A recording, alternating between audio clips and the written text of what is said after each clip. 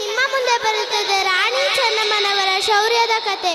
ದೇಶಕ್ಕಾಗಿ ಬಾಳಿದ, ದೇಶಕ್ಕಾಗಿ ಹೋರಾಡಿದ, ದೇಶಕ್ಕಾಗಿ ಪ್ರಾಣ ಅರ್ಪಿಸಿದ ಮಹಾ ಮಹಿಳೆ ಕತೆ.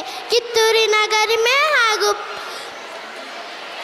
ಭಾರತದ ಹೆಮ್ಮೆಯನ್ನು ಮೆರೆಯುವ ರಾಣಿ ಚೆನ್ನಮ್ಮನವರ ಜೀವನ ಕಥೆಯನ್ನು ಕಿರುನಾಟಕದ ಮೂಲಕ ನೋಡುವೆವು. ದಯವಿಟ್ಟು ಚಪ್ಪಾಳೆ ಮೂಲಕ ಸ್ವಾಗತಿಸಿ.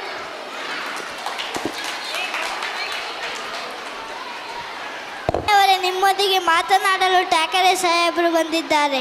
ಯಾವ ವಿಷಯಕ್ಕಾಗಿ? ಒಪ್ಪಂದಕ್ಕಾಗಿ ನಿಮ್ಮೊಡನೆ ಮಾತನಾಡಲು ಬಂದಿದ್ದಾರೆ. ಆದರೆ ನೀವು ಠಾಕರೆ ಸಾಹೇಬರಿಗೆ ಬುದ್ಧಿ ಕೊಡುವುದು ಅನ್ನಿಸಿದವೇ ಎನಿಸುತ್ತದೆ. ಬರುವುದೆಲ್ಲವನ್ನು ನಾವು ಎದುರಿಸಲು ಸಿದ್ಧರಿರಬೇಕು ಮಂತ್ರಿಗಳ. ನಡೀರಿ.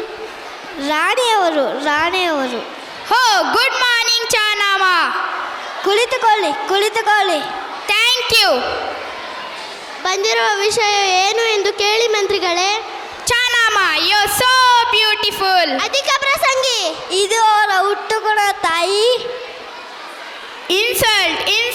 Excuse me. ನಾನು ಇಲ್ಲಿ ಕಪ್ಪ ಕೇಳಲು ಬಂದಿದ್ದೇನೆ.